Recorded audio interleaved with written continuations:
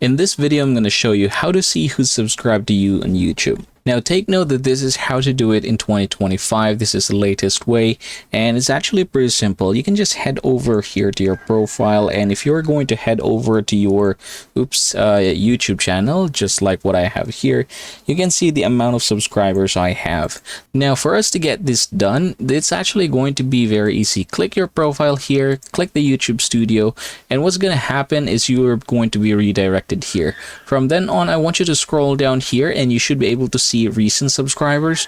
Go ahead and click the see all button right here. Now if you are going to check here, you can see all of the subscribers that we have. So this is lifetime, and you can also go ahead and click this one right here and change it to about 50. 50 is the maximum number apparently. So what you are going to do is just choose 50 and then click this one right here in order for you to see all the other subscribers. And yep, that's just basically how easy it is, everybody. I hope this video helps you out. If you found this video helpful or informative, please consider hitting the like button and subscribing to the channel. Also feel free to share in the comments how this video has helped you.